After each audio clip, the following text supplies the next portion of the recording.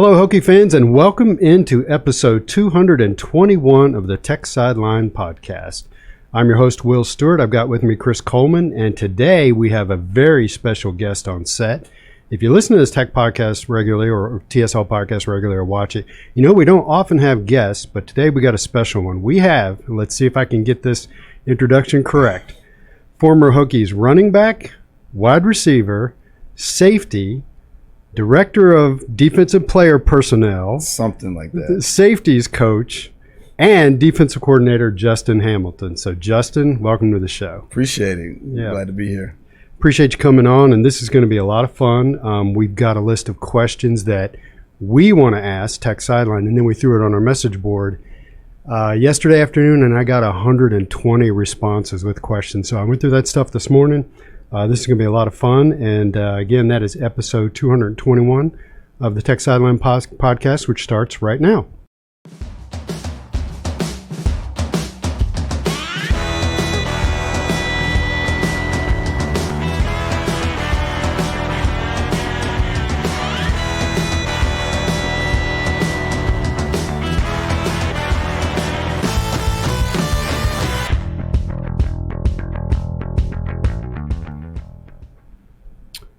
So welcome back into the podcast, and without further ado, let's get going. I love these type of podcasts. You know, I always tell people I'm not a very good host, but when I get people here talking, I love it. So first of all, thank you for coming on. Absolutely. Yeah. It's an honor to be here. And the other thing that happened, so out of the 120 responses on the message board, probably 100 of them or 125 were questions. And another 10 or so were, tell him how much we love him. And just, and saying, wow, how'd you get him to come on? So the story about how we got you to come on was, I just reached out to you because we've known each other. You and I have known each other for over 20 years.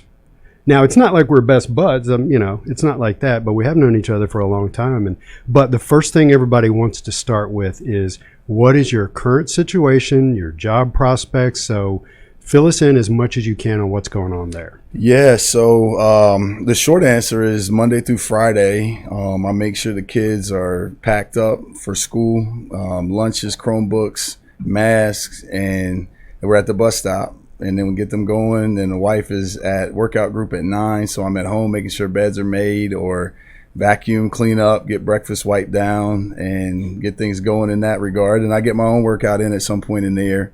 Then we stay home with our little guy. So until the bus gets back. I know that's not the question everybody asks, but that's my current job status right now. But no, in terms of the future or where we will be next, there's been, as most things go, conversations, some things that we have said no to, and some things that we probably would have liked to say yes to that ended up going different ways. And it's been it's been an enlightening experience for me because, go ahead. No, go ahead. No, I was going to say, like, you are always able, your schedule totally changes. It's totally different than having a routine or being on the road from city to city right now, in and out of homes potentially. But it just gives me a chance to step away and say, what's actually important? What are you really in this for? How's your family really involved? We're second grade and kindergarten now. So it's important in terms of what schools that they go to or how often they move, and trying to set up stability, which is hard to do in this profession. But that's really where I'm at. Something will work out. And when it does, my objective is to go be the very best that I can be as a husband, as a father, and as a coach. So I know that head coaches have agents. Do assistant coaches have agents? Is there somebody helping you out with this? And there is. I have an agent. Totally met him randomly back in right after the promotion to defensive coordinator. And so he's working. He's doing what agents do, and he and I have conversations probably 3 or 4 times a week, if not more, just kind of about what's going on and what sounds good, and bouncing things back and forth. What have you heard? What have I heard? So it's, there's things that are at play. But for me, I've really enjoyed being able to just spend time with the family. That's hard. You get frustrated. A lot of times your ego says you want a job so you can tell everybody, hey, I can get another job, but that's not what it's about. I'm just trying to, I don't know if I'm successful in this profession, there's not going to be very many Januaries that I have free time to just be with the family, so I'm going to try to enjoy it while I can. Yeah, with the recruiting calendar basically being 12 months these days, you don't, as a college coach, you don't get that opportunity very often. Recruiting back in the day was basically, okay, you play the season, and then everybody recruits for a month, and then there's a February signing day, and then you're kind of off for the summer. And it's just not that way anymore. It's not that way, and even if you're not physically on the ground somewhere recruiting, on the phone, social media, some version of recruiting players you don't have, you got to be recruiting the ones you do have. Mm-hmm. You've got to recruit them all the same now, and that's an element that we're all learning as we go, but that's important. It should have already been important, but there's a different light because of the different schedule and routine. So there's a lot of things that and it's kind of for me like being an injured player. When you're injured as a player, a lot of times you get to step back and gain new perspective. And it's that way right now for me, not being out on the road, just worrying about the 25 prospects we're trying to sign or whatever. It's giving me a chance to see that, which time will tell the value in that, but I got to believe there's value in it. Yeah. All right. Well, good luck with all that. And so let's get into the stuff that I wanted to ask you about. So I interviewed you. I think it was very late 2000. I think it was November of 2000. You were still in high school. You had not signed with Tech, but you had committed. And back then, Tech Sideline was mostly free, but we were doing this thing. It was a once-a-month publication that we squeezed down into a PDF, and we called it the TSL Extra. And one of the things I would do is I would interview recruits. I didn't do a lot of that, but I do remember the ones that I did. From that 2001 recruiting class, I interviewed you and your mom, which for some reason became the pattern for me. I interviewed Will Hunt and his mom. And I later interviewed Kevin Jones and his dad. Now, that one wound up being a Kevin Jones's dad interview with a few quotes from Kevin. Because Kevin's kind of he's an introvert. He and I had these conversations. He's not, particularly at the age of 17 or 18, he's not a kid who's really going to want to talk.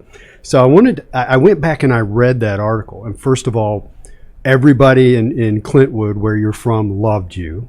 We had I had the basketball coach, athletic director talk about you. I had your mom talk about you, and then I had some quotes from you as well. But I remember this from 20 plus years ago. I remember your mom saying this, and I want to read this. It was very early in the article.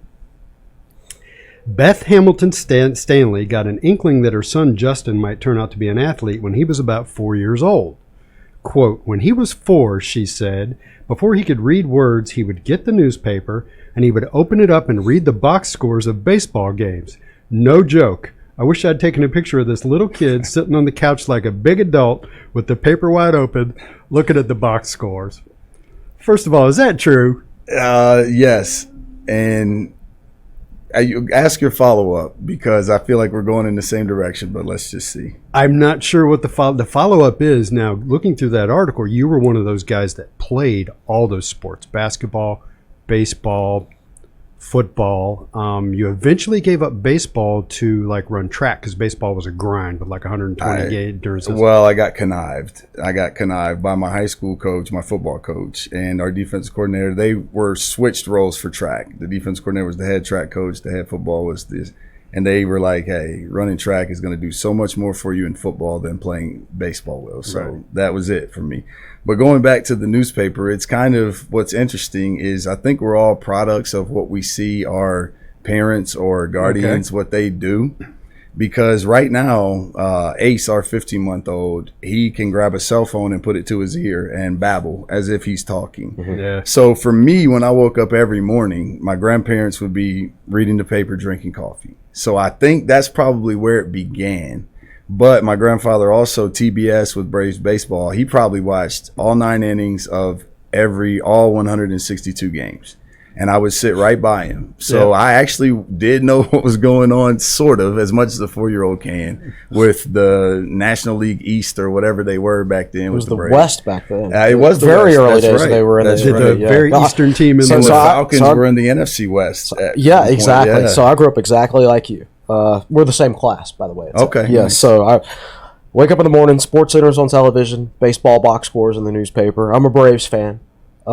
So yeah, it's the same thing. And like that's what people in our generation grew up doing when it comes to watching sports. You know, I would watch all the Braves games and things like that, but you don't necessarily know what's going on.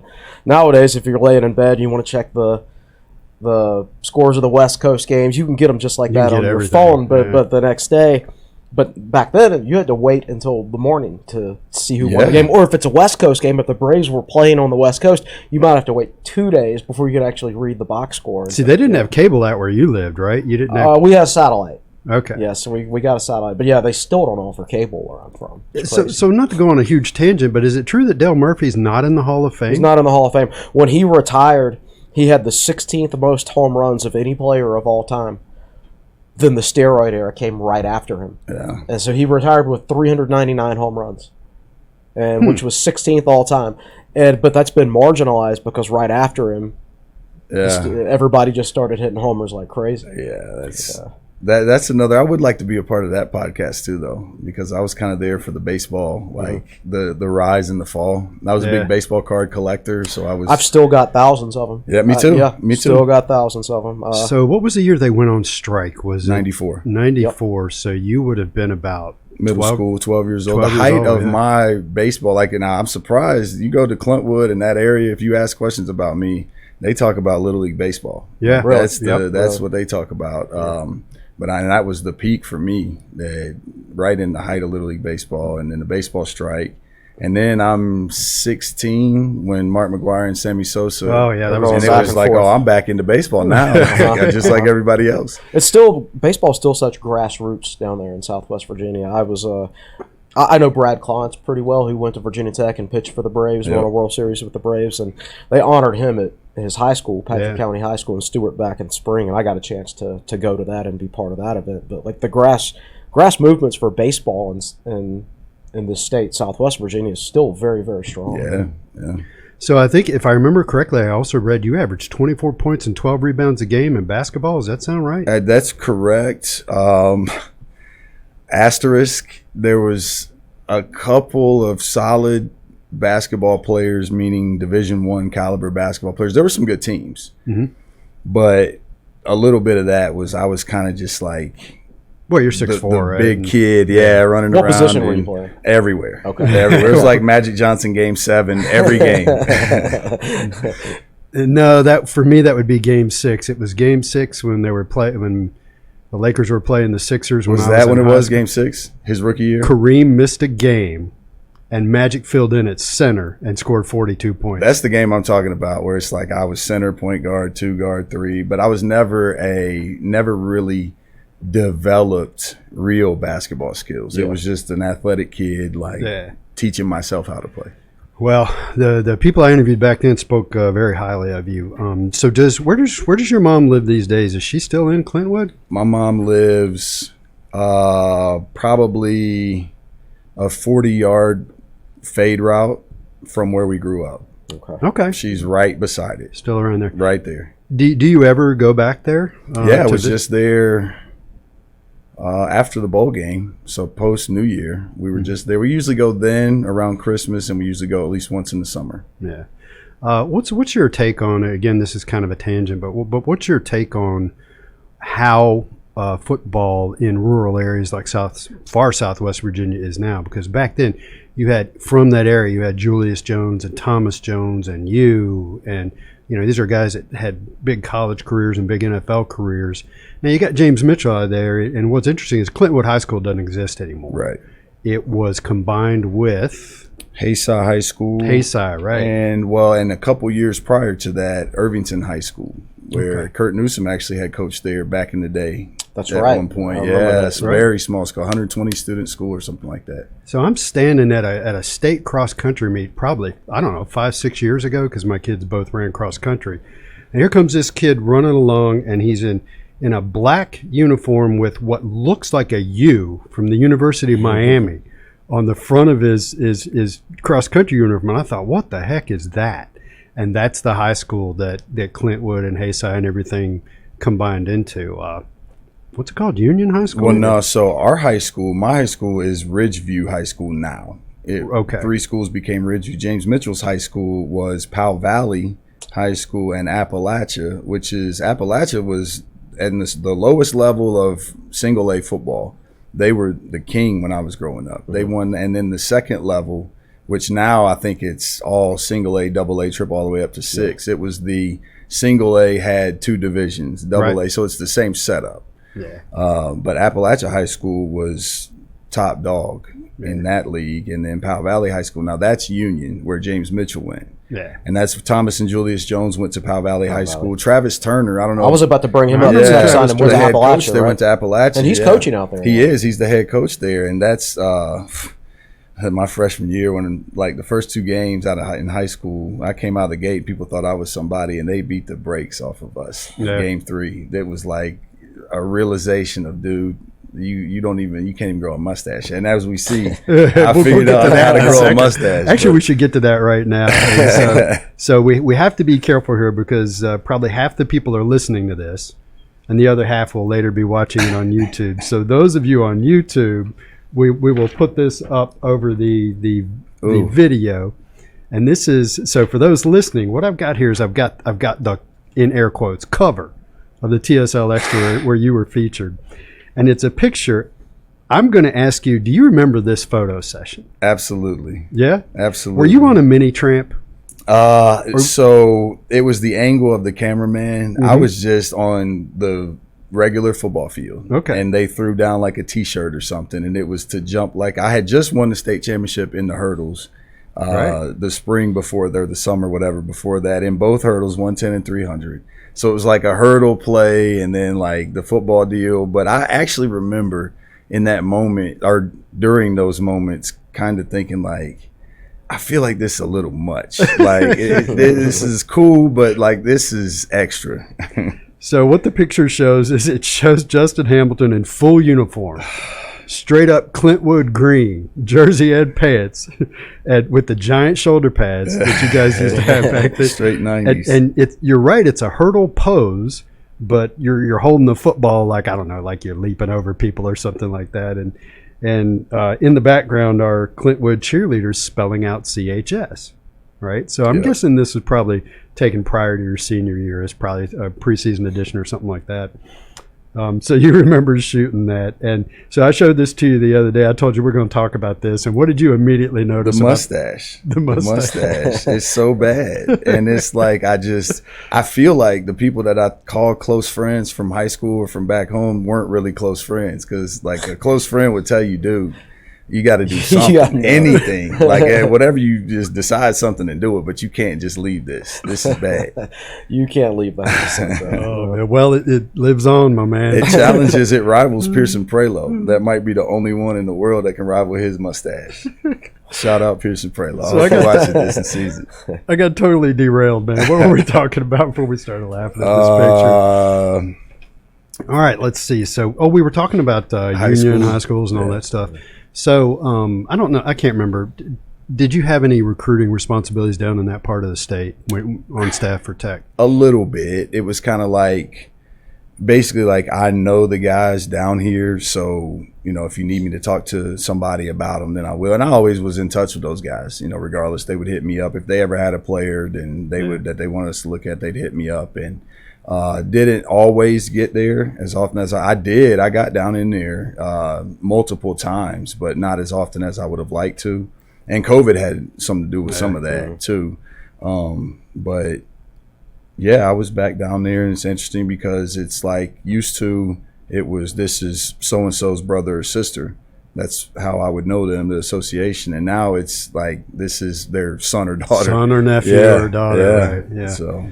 All right, so you were recruited out of Clintwood by Charlie Wiles, right? Yep, I was. Yeah. So talk about that. You and Coach Wiles are probably still tight, right? Yeah. Well, I love Charlie Wiles, and it was interesting because on paper, like if you just saw this picture of me with the stash and all the other things, I don't know that you would have thought that would be the perfect guy to come down to where I'm from and recruit me. Charlie's can be country. Charlie was he was the perfect guy. I mean, he came in, my high school coach loved him. Like, he would come down sometimes, and, back in those days, you would come in. I don't even remember what all the rules were. I know Coach Beamer came in the spring, so head coaches could still come out in the spring at some point in there. But like during the day, they'd go fish. You know, if Coach Meade, my high school coach, he was a PE driver's ed teacher, so a couple blocks off, he would go and they just fish, you know, and hang out, and he fit right in. And you know, it was the old days of kids won't even recognize this, but the landline in the living room. So the phone call came to the landline in the living room, and a lot of coaches that I would talk to would be like, it felt kind of formal and like you're just doing your part of the process. And with Coach Wiles, it was always like, I'm just talking to a guy that coaches football. And we connected in that way. And, you know, he gave me a window into the place here. I had no idea that this place was going to align so much with who I was as a person. I just knew Michael Vick made the team look really good. But then when I came here on visits, you know, I came the first time, second time, the more I would come, the more it was like, I can get past the Chicago maroon and burnt orange, and I can get past the stadium not being like what Neyland Stadium was or what other places were. I connect with and Coach Wiles was the starting point for that for me. Was Tennessee your other big option? Tennessee, I went to a Tennessee game when I was in first or second grade. And that probably made a big impression. Well, it was a huge impression, Neyland Stadium, and I'm obviously already reading box scores at 4. I'm 7 or 8 now, or 9 or whatever. I was huge into it. They played Auburn, poured rain. We were sitting on the lower level, just underneath the upper level, so we stayed dry. Carpet turf, dudes are sliding all over the place. Reggie Cobb and Chuck Webb are there, so the whole crowd's chanting Cobweb. Win the game, tear down the goalpost. Like, so from that day until the Clemson Thursday night game, 1999, I was going to Tennessee. Wow. I mean, when Coach Wiles, Coach Height, and Coach Beamer came into my house to do a home visit, I had a nightstand that was a Tennessee helmet. That was my lamp. The 98 championship poster. I mean, James Littleman Stewart, I've got elementary school pictures taken into, so it was Tennessee out. And then they just slowly, I came here to camp prior to my sophomore year and got a glimpse then. We came to team basketball camps then. And like I said, Michael Vick, and then the national championship. And it was like, this is where I want to be. I can get all the same things that I could get at Tennessee. This feels more like the place for me. And so to put things in context, you had something like 5,600 yards rushing and 80 touchdowns or something like that. And you were, in the parlance of today's landscape, you were a 4-star recruit. A high 4-star recruit. You were top 5 in the state. So you would have been a top 100-ish player comparatively to these days. Back then you were a super prep All-American. That was the thing to be, you know. And so, you know, this wasn't a diamond in the rough. You were a highly touted player who was highly recruited. I had the good fortune, too, of coming up behind, like you mentioned, Thomas and Julius Jones, both those guys. Like, they drawn attention. I watched Thomas at UVA, and Tiki Barber is saying, at least on TV, that he's going to be better than me. And then Julius goes to Notre Dame. I actually was at Tennessee visiting my junior year when they played Notre Dame. So I got to watch him as a true freshman go play and be successful. So they gave me confidence. They gave me a belief that people from here can go play. And then Heath Miller, at the time, we were in the same class. That's right, man. And we played against each other 3 times in high school. I think twice, actually. 3 times we played, once he was out. But, like, I was like, I think this is a real dude. You know, I feel like this is a really good player. And then seeing him have success gave me the confidence in those guys. Jason Witten was close by down there. We can go do this. Like, it's not about where you're from. And then, as I'm sure we're getting to, like, I'm feeling good about myself. And then I came to the spring game when you met your class back then. Right. And I saw Kevin Jones, and I was just like, I just threw my hands up. Like, this running back career is over. 3 Super Prep All-Americans in one class. Kevin Jones, Super Prep All-American running back. Yeah. Right. So Kevin Jones was the number 1 recruit in the country. Cedric Humes was top 10 in the state of Virginia back then. So, and it's not like back then you're getting online every day and seeing everybody who signed with everybody and things like that. And you're looking at these guys' pictures and seeing, oh, this is what I'm up against. You know, for me, all I thought was, I'm Eddie George. That's all I thought was I'm Eddie George. That was a comparison. That makes Eddie sense. George. Yeah, it makes sense with your height and frame and everything. That comparison makes sense. I thought I'm Eddie George, so they're not going to beat out Eddie George. And I realized, one, I'm not Eddie George, and two, that's Kevin Jones and Cedric Hughes. They were both way better than me. Wow. So that's interesting. So we have a lot to get to. So let's not spend 30 minutes on it, but just walk through your tech career and all the position changes. And I'll be honest, one of the questions that people asked was, Frank, of course, at the time said, "Oh, Justin's a team guy. He does whatever we need. Great guy." As they moved you from position to position to position. But somebody in the board said, ask him, he was really doing it for his own good, wasn't he? Because that's what players do. Well, and it was, to be clear, it was running back, then wide receiver, then back to running back, and then to free safety. That's correct. Wow. That's correct. That was the journey. So, first of all, shout out and thank you, Coach Beamer, for painting the picture that way. And then for the question that came in, that's the perfect question because I'll get to that. But very quickly, the first thing when I got here, I realized actually the day of the same spring game, I went and talked to Mike Gentry and was like, I looked at myself and I looked at Kevin Jones and it's like, dude, I got to do something. I don't know what I got to do, but I got to do something. And I think that that he always remembered that conversation. So I think that it was impactful for him. It definitely was for me. I started to gain some weight as I was redshirted. Clearly, when I haven't even talked about Lee Suggs, I saw Kevin Jones and took one glimpse at him and was like, I'll never play. As long as this guy's here, I'll never play over him. In the interview I did with you, you mentioned Lee Suggs and you mentioned coming in and kind of being his heir apparent.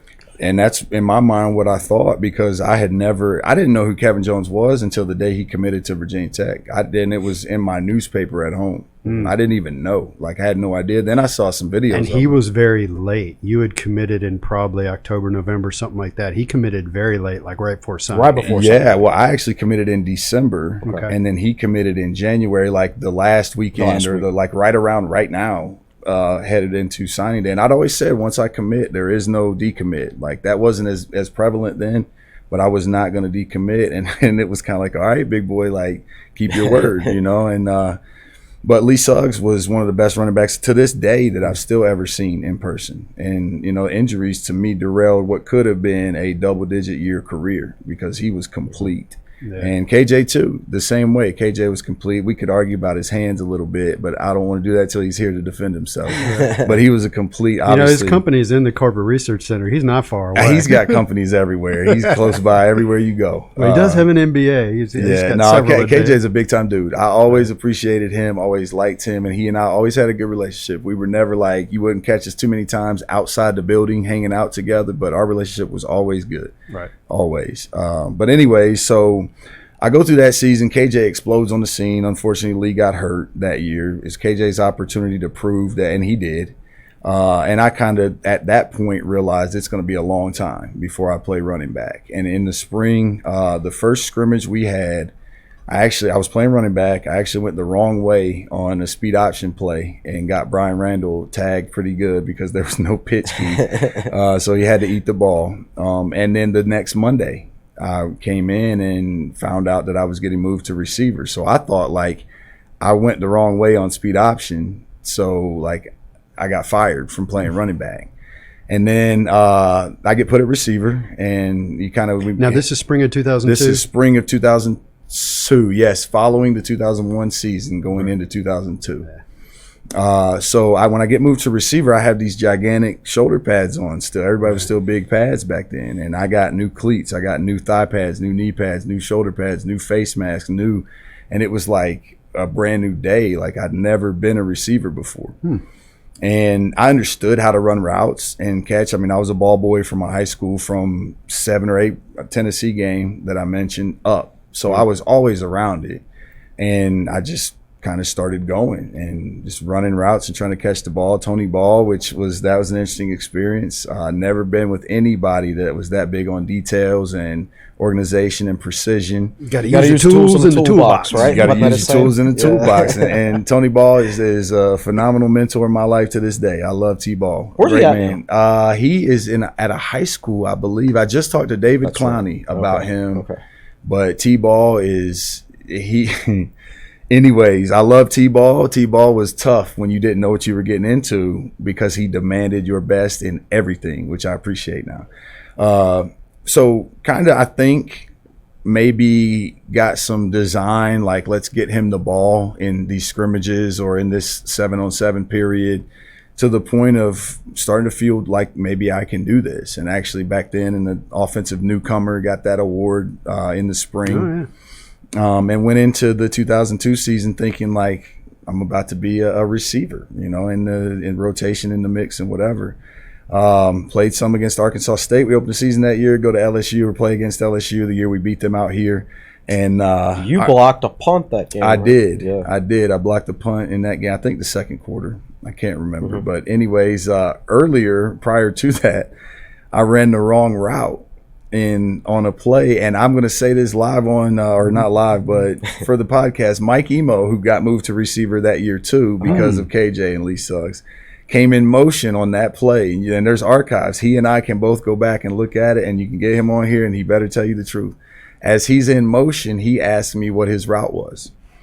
We had a high-low read, basic route, a shallow, and then 10 to 12 yards deeper, a in route or a dig behind it.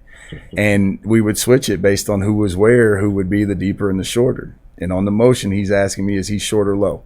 And it confused me, and I froze up. So we both ran the same route. It's amazing. Like you put a couple guys right next to each other who had basically never played receiver before.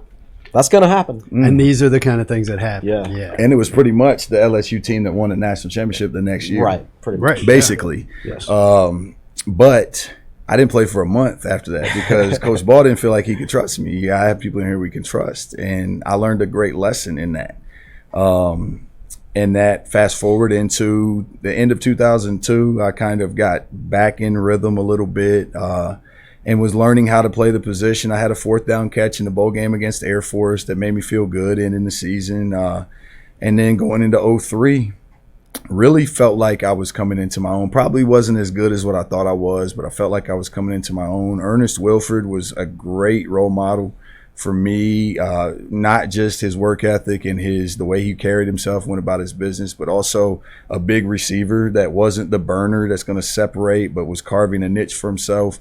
When he left, he's like, hey, go take my records. He got a record in the bowl game or two. I'm sure he had others, but he got one of them in that game, and he was like, go be better than me. And I'm thinking like, okay, like let's do this. So then now quickly we go into the offseason. I'm a receiver. Spring ball comes out. Cedric Humes breaks his leg. And then we had information that there was going to be guys that missed some games early in the season. So as that was unfolding, there was really Brandon Orr was going to be a true freshman, or what was coming into our class as a true freshman. They did not want to burn his red shirt. Coach Beamer was big about keeping that. You had Mike Emo, Cedric Humes. You had me as the third. George Bell was also on the roster. So it was a need to redshirt him. Well, when Emo missed some time and Cedric Humes broke his leg in the spring, it's kind of like, we got to get you here. Now, which spring are we in right now, 2003 or 04? Prior to spring of 2004. Right. Prior to that 04 season. Prior to the right. FedEx Because you had gone on and started at wide receiver in 2003. Correct. Right. Yeah. Correct. So 04 now, I'm thinking that I'm going to be like the guy at receiver. I've got more catches than anybody on our team. I don't realize we've signed Eddie Royal, Justin Harper, Josh Morgan, Josh Hyman. Still, they were all freshmen. I realize we've signed them, but I don't realize that it's like when you say their name, every Hokie fan is like, whew, like you're not cracking that lineup. It's a heck of a recruiting class. Yeah, well, that's a good enough team offensively with the weapons and Brian Rendell and the running backs to where you can win the ACC with that team. And you're going to win the ACC whether I played receiver, whether I played running back, whether I played backup quarterback. It didn't matter. The same guys were going to produce and do the same things. So that's what led into after 2004, where I'm feeling like this whole high school to college to NFL to buy mama house, like I'm not sure that's going to work out for me. And I kind of was just at home. I was frustrated. There was a time like 2004 would have been, if I was going to transfer, that would have been it. And it was not because I felt like I deserved to play or felt over guys that were playing. It was because I felt like I'm witnessing us roll off 8 straight to win the league. And I'm watching the guys put in the work and go earn that. They did. And I'm just sitting there saying, man, I want to be a part of it too. Like, I want to feel like I got a hand in it like they do. Not he should be out, I should be in. I was just frustrated because I felt like, man, these guys are like really, when we were 2-2, it was a players only meeting. And Jim Davis, Mikael McKee, Jason Lawless, Jared Mazzetta, the seniors of that crew, Eric Green, Brandon Manning, like they were like, this is how it's going to be. And this is how and if y'all don't operate this way, then you got to see us. There is no Coach Beamer. There is no Coach Gentry. Like, you got to see us. And we beat West Virginia when they're a top 5 or top 10 team. We end up beating Virginia. We end up winning a bunch of tight games. Carolina game when we gave up the block punt that should not have been as tight as it was. Right. Like, all these situations, and we're overcoming them. And I'm just like, man, I want to be a part of it. And I got a little taste against Maryland, that Thursday night game. Emo went down with the hamstring. But I just was like, man, we're doing big things, and I'm not a part of it. It's like it doesn't matter whether I'm here or not. And it did, but as a 21 or 22-year-old, you feel that way. So then I just kind of randomly hit up Coach Ward. And Coach Ward, can I play safety? Like, we just lost Vinny Fuller. We just lost Eric Green. Jimmy Williams was playing corner. So you initiated that, is what you're telling us. I did. And it was kind of like, I think maybe they thought I was halfway joking, and I was a little bit like protecting my feelings and my ego, saying, I mean, you might as well just let me try safety. I'm not going to play at running back or at receiver. It's kind of like I said it like that. Mm-hmm. I didn't have the wherewithal to see all that I saw, but it kind of just became like, no, I'm serious. I'm not going to play. It's okay. Like, I'm not going to play over there, and that's okay. Where else could I play? And that's the other place I could play. And there was a VHS tape back in those days that Coach Foster had as an install tape that was, I mean, it was old school. It probably went back to it had to be 95 when he first really took it over, of install of his defense. And it was like every night of my life, I would pop it in, press play, and just about every morning I'd wake up, it'd be the blue screen where the TV's still on and the VCR was done playing. And I just did that as much as I could and went into spring and took off. Now, after during practice 6, I got hurt and missed the next 9 practices of that spring too. So I had a peroneal tendon tear in my ankle that I had to get repaired, and I broke down and might go force officer. I thought my career was over. Because this is heading into your redshirt senior season. My 5th year, yeah. Yeah, and I'm thinking it's over. You know, Mike told me that I was probably going to need surgery and that if I did, that it was going to keep me out until probably about the beginning of August. So I thought, at that time, DJ Parker was the starter at free safety. I was the backup. It was kind of understood. You're both going to play, but DJ was the starter. And DJ had earned it to that point to be the starter. And I felt like I'm never going to have a chance to earn a spot. There's going to be other people that say this is over. Like, my career is done. And I really, you know, for probably a 2-3 week period, believed that going into my senior year, going into surgery and then sitting in a cast with laid up, you know, just pain meds, couldn't eat, kind of was like, had the shakes and cold chills because I had no appetite. Like, I was pretty low. Wow. Yeah. But it ended up all working out, got healthy, and was very fortunate. And now that year, the other 10 guys that play with me on defense, and this is not to like get in the fields on a podcast. If you look at the other 10 guys that played on defense that year, that's why I got drafted. And I tell that message to our kids all the time. Because when those guys are playing around you, you look better than you are. They were loaded. Chris has said many times he thinks that's the most talented Virginia Tech team that they ever fielded. Just talented. I think if you just look at who on that team ended up, not necessarily their careers in the pros, but where they went into the door in the pros, I think that is like, there's no question to me. Now, granted, Mike Vick carries a lot of weight, and granted, Lee Suggs, those guys carry a lot of weight, but that was a talented. So just about everybody that touched the field got a shot in the NFL. You had Brandon Flowers backing up Jimmy and Williams. And Macho Harris backing them up. Exactly. Yeah, it's incredible. I mean, the depth. And Aaron Rouse was the other safety. Right. James Anderson, Vince Hall, Xavier Adebe. Yeah. I mean, it was a team. Yeah, I mean, if you think about it, Xavier Adebe and Vince Hall got all the headlines, and rightfully so. They were great players, but like, James Anderson was like the third wheel of that linebacker group, and he's the one that played like 10 years 12 in the years NFL. in the league. Yeah. And I mean, you've got Chris Ellis that was backing up Daryl Tapp. Right. Or maybe he was starting, I can't, but Nolan Burchett was out there. Jonathan Lewis, Carlton Powell. So we were talking about this in the office yesterday. 10 of the 11 starters were from the state of Virginia, right. And like 3 or 4 of the backup defensive linemen were from the state of Virginia. Yeah, well, and you're telling me you were a backup behind DJ, right? Well, we were co-starters that year. We started. I probably started. It was about half and half of the season that year that we started. Now let me ask you this. Now it's difficult to say I would do this. It's difficult to put yourself in the shoes of someone else in a different time period, but a modern player if he's going into his 5th year and he hasn't played and he's got to switch positions again. What if the transfer portal existed when you were a player? And that do you ever think about that? Yeah, 100%. I think about it, and it's the same. One of the things identities I've tried to create for myself in coaching is candid honesty. Same thing when I was at VMI that I told every parent and every player that I recruited when we'd walk them through the mess hall during Saturday morning official visits, and the freshmen, the rats as they call them, are just getting blasted. They're just trying to eat breakfast on a Saturday morning. I told everyone, and we showed it to them. This is, in a million lifetimes, I would never do this. Ever. I'm telling you, as the person asking you to do it, in a million lifetimes, me personally, I would never do it. And I can tell you, because I wouldn't finish. I wouldn't finish. At 18. Today, I could do it. At 18, there's no chance in a million tries that I would do it. Same thing with the transfer portal. I will sit here and say, I guarantee you I would have entertained it. I would have looked around. I would have called people. I would have asked or texted or whatever people to say, if I were to transfer, is there a spot, like, could you help me get a spot here or there, and like, that's what I would have done. I know I would have done it. I mean, it's speculation, but I know I would have done it. And I can't say that I would have gotten in the portal. And one of the reasons why is Will Hunt.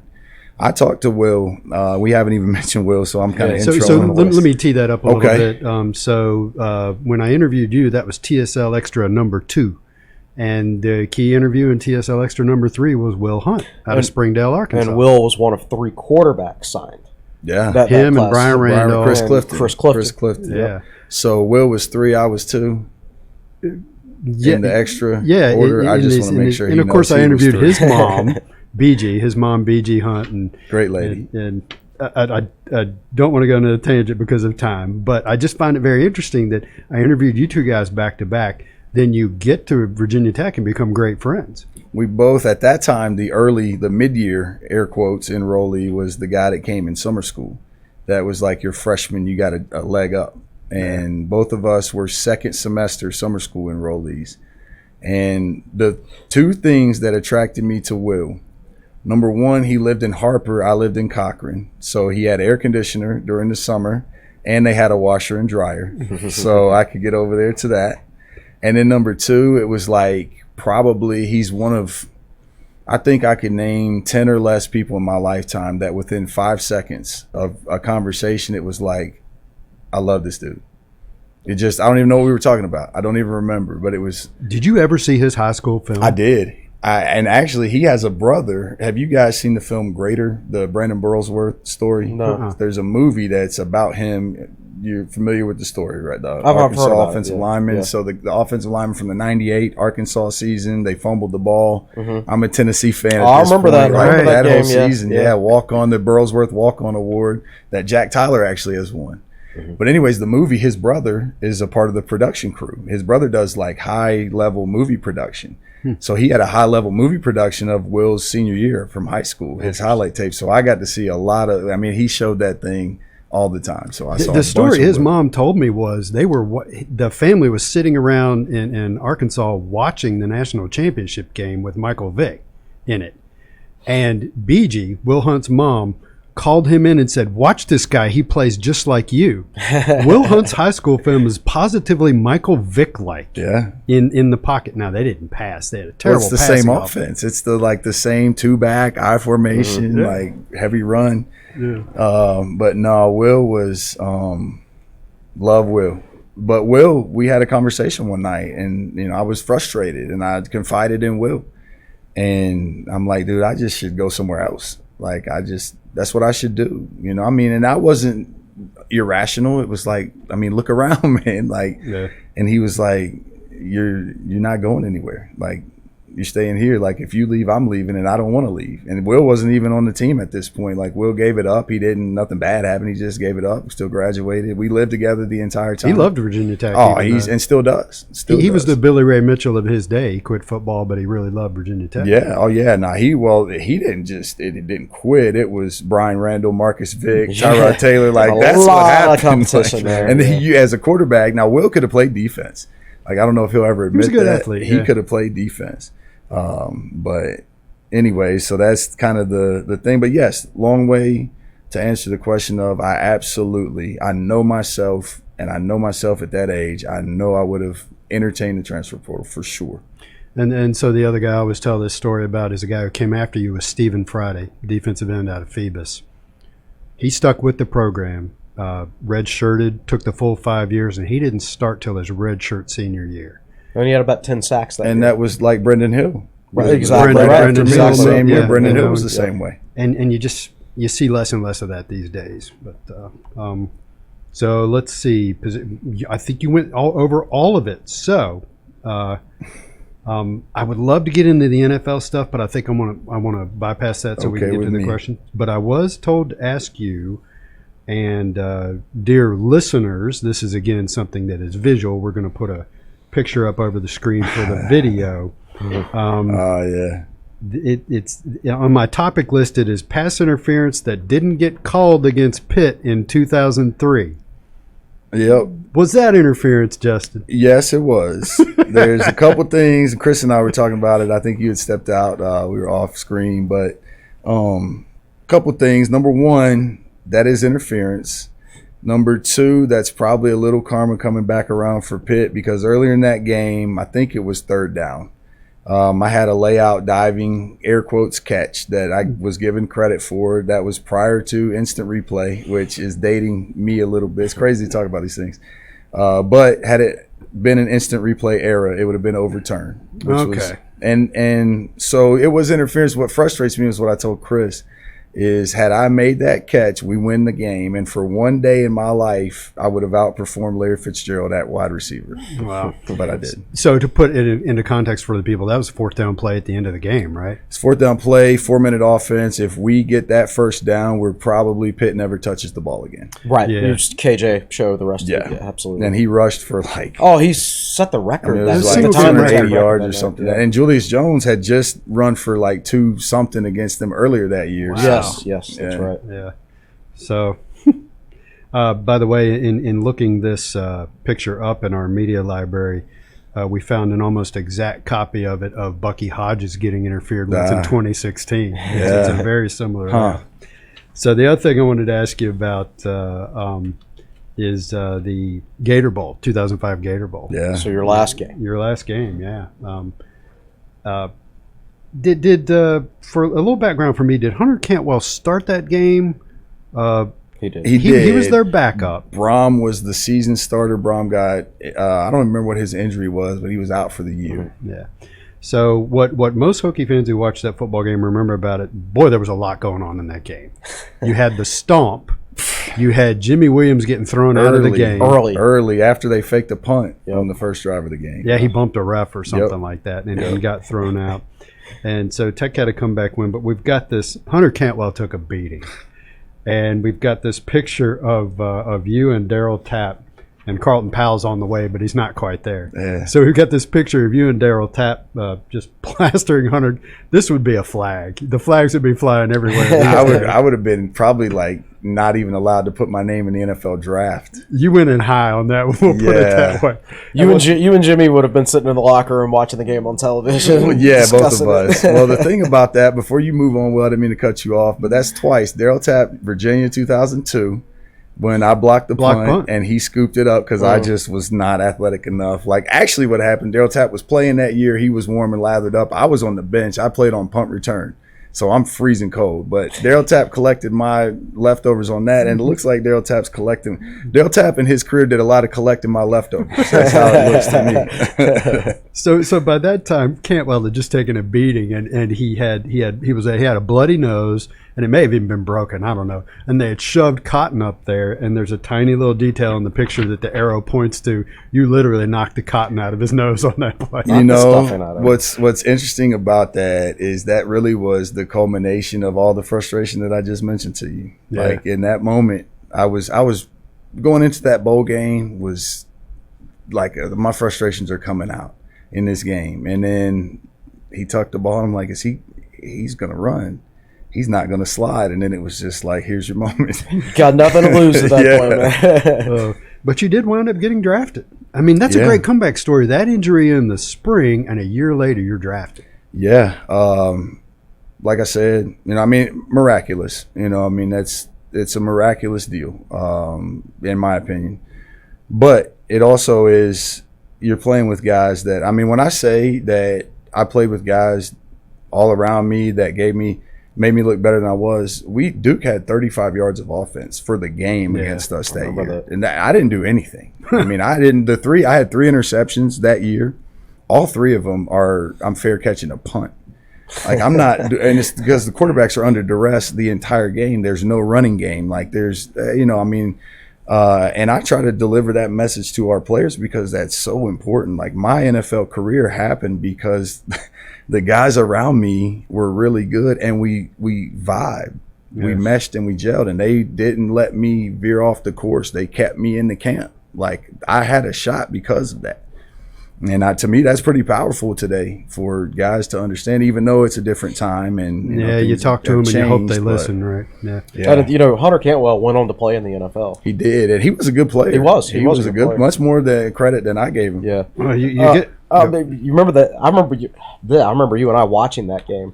And they kept showing his mom in the crowd, like the TV, and then you did that hit, and they probably showed his mom right after. She had just overcome breast cancer too, and I felt bad when I watched the TV copy, like I did. I felt like, oh, that's bad, but she was good, you know, like so that part was. She good. knows the deal. But man, that's got to be hard to watch your son. And that YouTube, you can pull up a YouTube clip. It's like 1:45 of just Hunter Cantwell, Gator Bowl, like bad day. Oh man, I'm so in the millions on the views now, and a lot of them are mine. Oh, you know, I can just see now the video that we're going to put up on YouTube. I think we're going to find that video and put some of the clips in it. Another thing I remember about that game is Louisville had a cornerback named Rod Council, and Council had originally committed to Tech decommit. Yeah, he got in trouble for stealing computers from his high school. Right. So we pulled his offer, and he ended up at Louisville, and then ended up starting for Louisville. They had William Gay too on that team. Yeah, at DB. Yeah, they were good. They were good. They had good some good players. sure. Michael Bush was a good running back. Yep, sure was. So one more thing I want to ask you about before we take a break and get to reader questions is, and this is something Chris wanted to cover, and I agree. There was a change in the chemistry and the mindset of the team from 2003 to 2004. That team was less than the sum of its parts in 2003, and then was a well-oiled machine in 2004. Talk about that. What are your remembrances of that time and what happened? Yeah, you know, I think it was, at least from my vantage point, you knew everybody that walked in our locker room, that walked on the practice field, that watched us play, you knew you had 2 really special players in D'Angelo Hall and Kevin Jones. You knew that they were really special. You knew that you had some other good players that were going to get a shot in the NFL, and you knew you had a really talented guy in Marcus Vick. You knew that this was a very talented guy. And then there was Brian Randall. That kind of was, he's just who we know as B. Rand. He was still carving that out a little bit. Like he hadn't taken the reins. He hadn't been the guy just yet. And I think a lot of guys on the team felt like they loved Mark and loved B. Rand. I never saw anybody have issues with B. Rand ever. And with Mark, the only reason that anybody ever had an issue was because he was a great trash talker. Like, and that was it. That was the issue. If he hit you with something, he was going to tell you about it. And some guys were getting their feelings. But I think on the team, there were certain guys that felt like maybe B. Rand, like it was like maybe the offense will run a little better his way, the way that he's playing to his strengths. And then there was some with Mark that was like, maybe he should be the guy. And then there were other people that were, maybe we should play them both. And I think the coaching staff, that's tough. Yeah. As a coach now, sitting there assessing that situation, that's tough, because what we knew about Brian Randall at the time was he's extremely charismatic. He's got the leadership characteristics. You can see that. But he didn't have any supreme skill. He was really good at a lot of things, didn't have a supreme skill. Mark, you could see he had the natural flick. He had that. And he had the athleticism. So I think that played into it, not from a division like guys didn't like each other, but from a which direction are we going with this? And then I think on defense, that was the year that I think Coach Foster really made a decision at the end of that year. And I've talked to him about this, that he was going to adjust the structure, the infrastructure of his defense, the way he played his positions. And I think what happened was the perfect storm of those things, where you've got a good enough team to where when it all aligns, you can beat Miami, that sets the record for first round draft picks, 31-7 out here, and it's never close all game. And then you can lose your 3 games you need to win. That defense by the end of the season was, frankly put, terrible. They were giving up huge chunks of yardage, and the nail in the coffin was the way that UVA exploited the tight end matchup the last game of the year. That was the nail in Heath the coffin. Miller had like 13 catches. He was, and Matt Schaub was incredible, and they had a good team, and they were primed to beat us that year. Just the stars aligned. But what they were doing wasn't hard. It was like 10 and 12 yard. It was easy, dink and dunk. It was take what you can get in the run game, and if a big play presents itself, take it. If it doesn't, then just keep the ball, and then we jump off sides on the block punt. At the end of that. But we didn't play well enough to win that game, period. I had an opportunity to make a play on a deep throw, and just I didn't compete enough for the ball. It wasn't like a catch and it gets picked, where at worst it should have been an incompletion. And, just things like that happened all day. But anyways, I think everybody took a look in the mirror after 2003. I think it was like, okay, some guys had seen Mike Vick, but you got one Mike Vick. And really, in humanity, there's never going to be another Mike Vick. There's one. So some guys had seen that, but it's not like you have 2 guys that you can see are not Mike Vick, but these are what first round draft picks look like. We really hadn't witnessed that. There was a lot of attention that came with that. There was a lot of Marcus Vick attention that was coming. A lot of what are they doing here? What are they doing there? Just a lot of things that played into it. And everybody took hard looks in the mirror, and it was like, the only way we can do this is we got to be all on the same page, pulling the rope the same direction. That's the way this thing has to go. If it doesn't go that way, then it's going to be like that, and we're not doing that. We're not going about our business that way. We can't. And that was player-led. I think, like I said, the coaches looked in the mirror and restructured some things defensively. Offensively, we got more creative, and we got more weapons. And it had to have been, bluntly put, a huge help that Marcus removed himself from the situation by getting dismissed from school for a year. It at least cleared up your quarterback situation. Yeah. You've got your guy. Regardless of which guy it was going to be, you have your guy. And along with that guy got the brand new toys of Eddie Royal, of Josh Morgan, of Justin Harper, of Josh Hyman, along with David Clowney that we already had, Jeff King that was there, Jared Mazzetta that was there. Like, you've got some pieces of people that – what you lose is you lose Kevin Jones, that portion of the run game, but what you pick up is Mike Emo, Cedric Humes, that tandem, and then you pick up the receiver, so you're spreading the ball around. And I think it was kind of an alignment of all things. And then, like I said, after we missed the field goal against NC State, and we're 2-2 going into the rest of the season, it was the players took a meeting Monday after Coach Beamer was done, and they said, this is the way it's going to be. Here's how practice is going to go. Senior leadership. Yep. That's what it was. That's what it was. And it was, I did not want to let those guys down. And I know that I speak for every other person that was not a senior or was not up there on that team when I say that. Yeah. Every great Tech team throughout history, there's stories of great senior leadership. You could probably say that about just about any team out there. Like the story of the 95 team that started 0-2, and Jim Barron standing on the chair in the locker room and saying, we're not going to lose another freaking game this year. There's stories like that. 95 team, 2004 team, even what year was it? 2010 team when they started 0-2. And that 99 team, apparently some of the guys on the team were actually afraid of Corey Moore and maybe Jamel Smith. I see that. I know guys were afraid of J.C. Price. I've heard people say that. You know, I mean, and then Anthony Davis, Debo, when I was here, it's like, I don't know if I want to mess around too much with that guy. All right, good stuff. We are going to take a break and come right back, and then we will get to all of these questions that we've got from folks on the message board. So we'll be back in a few.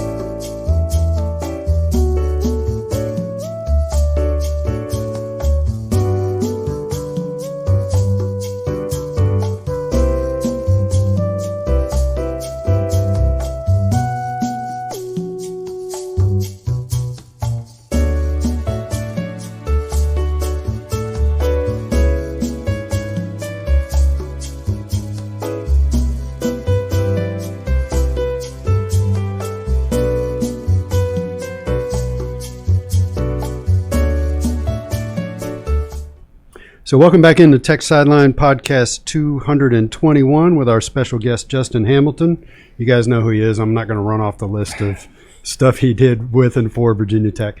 So we asked for questions on the message board yesterday.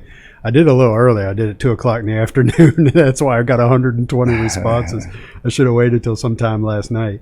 But I looked at them this morning, so let's get started on those. And a question that was asked by more than one person is you were named defensive coordinator in late 2019, early 2020, correct? Mm-hmm. And then we know what happened in March of 2021. And so talk about you're a relatively inexperienced defensive coordinator. You had some experience coordinating defenses, but relatively inexperienced. And you've got to install your defense, and COVID's going on. You don't get a spring practice. Players are out all the time. Talk about the challenge of getting, and the personnel isn't necessarily what you wanted, so just kind of go over all that for us and what that was like. Yeah, so when the promotion happened, well, first of all, throughout that season, I was never a part of, you present these things to interview and show us why you should have this job. It was never anything of that. I was never preparing for it. What I had done was, since 2018 when I first got here, I had just looked at, okay, let me learn what Coach Foster's defense actually is, not just as a player. And then as I learned it, it became, okay, if you ever had the opportunity, here's things that maybe I would do a little bit different based off of my experiences either as a player or as a coach. And that's, right. And I kind of built just for my own storage. And you were in the NFL for 2 years with 2 different teams, so you also had that experience. That's correct. You were in the Romeo Crennel, Bill Belichick. I was. Todd Grantham was the defensive coordinator, right. So there was a lot of 3-4 that was new for me. And then actually I was in Cleveland for really another off season, so I had 2 good years of learning that system as a player. And then at VMI, I was a part of 2 different 3-4 schemes that were new to me in coaching. So there were some new concepts and some new thought processes that I had been exposed to, and there was some new personnel at UVA-wise. The personnel was different than at VMI and then at Virginia Tech, obviously. So just kind of had developed some ideas of my own. But the entire plan, when I first was told, hey, you're going to be the guy for this job, was, okay, there's a couple things about Coach Foster's system that I would want to adjust. And this had been decided long before I ever got promoted, that if I ever were doing it again. One of them was the numbering system of coverages. And for Coach Foster, we got it and understood it. And it goes way back to the very beginning of a 2 high safety versus a 1 high safety look. And it makes total sense as long as you learn it that way. But for me, I felt like our kids, we had a lot of young players, and they probably learn coverage from Madden terms more so than they do from these terms. That's exactly what I thought. Heads are nodding. That's exactly what I thought. I never played it, so my head's I thought our nodding. kids, like, they understand the coverages. You could keep calling it what we called it, and they would understand it. But for guys coming in future, let's maybe just change that up. It was the same concepts. We just changed the numbering system to make it more traditional. And then we changed the names of a couple of positions, really more so because I was trying to let the rest of the staff know what we were trying to recruit. I know a lot of the questions would come up with the nickel position, what was the whip position, with the rover position, which was... What's a rover? Correct. But if you call it a boundary safety, yes, it's very that's clear. all I was trying to do. That was it. That was, and the nickel was changed before me. I think Torian Gray maybe did that, but that was before me. We were going to leave that. And that's really ultimately what I was trying to do, was update those and update a little bit of our linebacker fit stuff that we did, just because for the linebackers, it was consistent and it was excellent. And it was obviously all of this stuff. Like, I would say to myself at every turn, you do realize that you're talking about adjusting Bud Foster's scheme, right? Like, you realize this. And then I would just go back to everybody saying, if you ever you're put in a position to do a job, you got to be yourself. You can't try to be somebody else. And I just kept going back to, like, if I just keep it the same way, then there's nothing wrong with it, but I'm not going to be able to implement it, to adjust it, to correct it, to build it to the way he did, because I'm just trying to be like him. I'd have to go to him literally every day and say, what would you do here? And there's no originality in that to me. And it wasn't change for change's sake. It was a couple of things. Well, then, and when COVID, and it was new coaches coming in too. So even if we kept his same system, there were guys that didn't know the terminology, that didn't know the players they were coaching. And there were quite a few players that hadn't really played in the system that we were going to be counting on that with COVID that we didn't even realize. So when that happened, with COVID getting the coaches out of the building and the players out of the building, I was probably the first one in America to press the panic button because I knew like this is going to be virtually impossible if they don't even let us. Funny you should use the word virtually. Yeah, that's the accidental irony with that. But it just became like, I don't know how we're going to do this. I don't know how I don't know what we can do. I'm still to this day don't know how you install a brand new, even if it was the same old system for Virginia Tech, it was a brand new system for 3 coaches. Daryl Tapp played in it. He did not coach in it. I mean, 4 coaches, excuse me, because Ryan Smith also. So that was before Jack. Like, I'm not quite sure how you're supposed to do that. And then when you get back, basically it's how I imagine John Calipari and really, I guess, Coach K to a degree, the one and done coaches, how their seasons feel, but it was their season in a week. It was like we got these 5 players that 4 of them are freshmen that are high, and they're going to play the game this week, and then next week we're going to have your next group of players. And then it's like, and obviously that's being dramatic, but the point is you had no idea how to build cohesion and chemistry and an identity because the identities of the people that were there every day changed. And it was like, okay. And I'm still to this day, to the day I die, I'll never use any excuses. I'll never do that because everybody was faced with some kind of adjustment for COVID in some kind of way.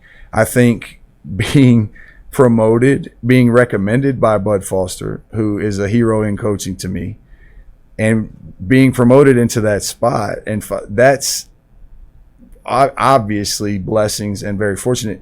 But after the fact, a couple months in, when you have the way that happened, I feel like that's the most difficult way that you could be promoted to follow a legend. Like, I think that if I'm probably unique in that respect. And then you didn't even get to coach the first 2 games. Your first game's against UNC. And we had guys that, like, there was just a brand new crop of guys in that one too. Like guys that we brought down there that ended up finding out they couldn't play, and guys that had been out until the Friday we could travel, getting to travel that you have to play. Yeah. And, you know, I mean, it just, and then North Carolina's over there with the full stable of, you know, I mean, just quarterbacks, running backs, wide receivers, everywhere. Yeah. And, you know, that to me was, I'd say if you cut me open, my first thought was probably like, I should just get COVID for the whole year. Like, let me just do that. But serious thought was like, this is going to be really difficult. Like, this is going to be harder than I could have even imagined. And every week, and God bless the coaches that were there, and Coach Fuente, the offensive coaches. I mean, everybody was graceful and gracious. And everybody tried to like shelter the blow from me, knowing that, and I know, I'm like, I totally realize, man, we defensively we're taking away, we're diminishing our chance to win games. And obviously, of all the people that were frustrated, I can promise you, no one was more frustrated than I was. And I didn't know what to do. Every day it was like, today I've got to, all my energy and all my focus has to be on making sure that we get through today with as minimal damage as possible. That was my entire mindset for the entire season, which is why at the end of the Virginia game, I sat at my locker in my chair. It felt like 30 minutes. I don't know how long it was, but I know in my mind in that moment, I thought, I will rally up if our guys want to go to a bowl game and do everything I can to coach them up and help them win that bowl game. But I don't know if I can right now, if you ask me right now, I don't know if I can go another day. And that makes me want to ask about that, because when Fuente was on the podcast last July, we asked him about the decision not to go to a bowl game. And I understand it. You just described what it was like, it's hard enough being a coach. In normal times, it's taxing enough through a whole season. And then you get to the end of a COVID season and you're worn out and you're stressed. And he said that he wanted to do what the players wanted to do. And the players I believe, narrowly voted to not go to a bowl game, correct? I don't actually know what the vote tally was, but I know that it was majority rule. And I know that it was also prefaced with, before you vote yes or no, let's not do this. We vote yes, and then 15 people opt out. Right. If we're going to do this, let's do this. If we're not going to do it, let's not do it. So factor all that into the equation, which gets lost in the conversation, but should not get lost in it, because I didn't mean to interrupt your question, but sorry. The bowl streak for me in my conversation, it is obviously something that Virginia Tech should be proud of forever, because it's the exact recognition, and this to me is why it's so near and dear to all of our hearts. It's the recognition of what we were striving for, which was consistency. In the very beginning for Coach Beamer, he wanted a consistently high achieving product for his program, and he achieved that to the point where he deserves a statue on the street named after him right by the stadium. But bowl games are not the same as what they were, and that's not to diminish it. They're just not the same.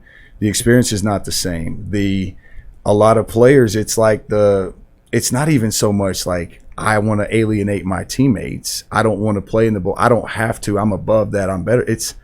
That's the cliquey kind of cliche thing to do right now. That's the popular thing. Like, it's almost like you're saying, I'm not a good enough prospect if I play in the bowl game. Like, I'm so good, I don't have to play. That weighs into it a lot. And for the guys that would have been, whether they were on the fence, I don't know who wanted to play in the bowl game or didn't. Right. With the players, I've never asked them.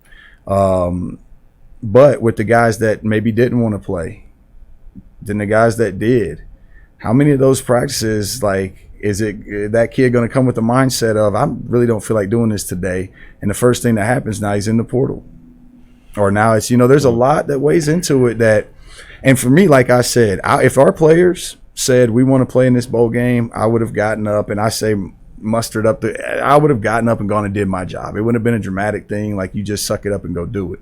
But when they said, I thought in my mind, if they say they don't want to play, I'm, as a former player, as an alum, as a person that has as much pride in this bowl streak as anybody, I'm not upset with them, because, like, I think we're going to lose more than we win if we play this bowl game. That was my thought. I think these days with the modern player, most of these bowl games these days, compared to the old days, they're minor events, especially with the novelty of the playoff and how much focus gets put on that. Sometimes just for guys' mental state and for having a good off season, just send them home for Christmas and they come back refreshed, get a really good off season in, rather than, I know the practice time, the extra couple weeks of practice are valuable if they're bought into them. Right. If they're not bought into them, then they're worthless. It's turned into the all-star game approach, where it's like everybody's there for the festivities and nobody's really there for the game. Like, and I don't mean the players don't come to play hard. Obviously Maryland played hard. Right. That was obvious. That's not my point, but it's just that you don't have, it doesn't feel as much like a reward as it used to when I was a player. Comparing it to when I was a player, it felt rewarding. Like, it felt like this is a reward. And it's not to knock the bowl sites. New York was awesome. New York was unbelievable. My family, my kids got to see New York. They're obsessed with Home Alone 2 in New York City. My father-in-law got in a plane. He flew with us for the first time since he was flown back from being wounded in Vietnam. Wow. That's the first time he's been on an airplane. Yeah, and the people at New York and in Charlotte too. It's been amazing, the treatment we've gotten. It's just not quite the same, and that's not to diminish it or to justify anything. It's just to say that, and this is me speaking as a former player, not as a coach of that team, I just think it would have done more harm than good given the circumstances. It's interesting to talk about opting out and the portal. These are levels I didn't think about, because, of course, it's down in the personnel level that you're really close to. I was looking at it from the outside thinking decades, hundreds, maybe thousands of players, dozens of coaches, all built that. And in one vote, it ended. And that's how I thought of it. But you make a very valid point. So it's good to. That's fair perspective too, because I get that. Like, you were part of that. I was, but here's what the part for me I think about is I was a part of it when it was already pretty good. I think about people that were a part of it when it wasn't, that made it pretty good, that gave it a chance to be great. that, I mean, we were on the cusp, and then after I left, it became great with the years knocking on the door again. But that's hard. It's hard for me to look those guys in the eyes and say that. Like, it's difficult. But for me, I think too, as we get further and further removed from COVID, there's something to say that you were qualified for a bowl game. And I told our players, if you go to 27 straight now again, you start a new streak, they'll go back to 2020 and put an asterisk on it, probably. Well, and that's actually part of the discussion that Virginia Tech will now say they've been bowl eligible for 28, 29 years, whatever it is. Okay, appreciate the thoughts on that. So another thing fans really want to hear about, so one more nuance to that whole question. If you could go back and change one thing about your 2 years as defensive coordinators, is there a thing that you would change?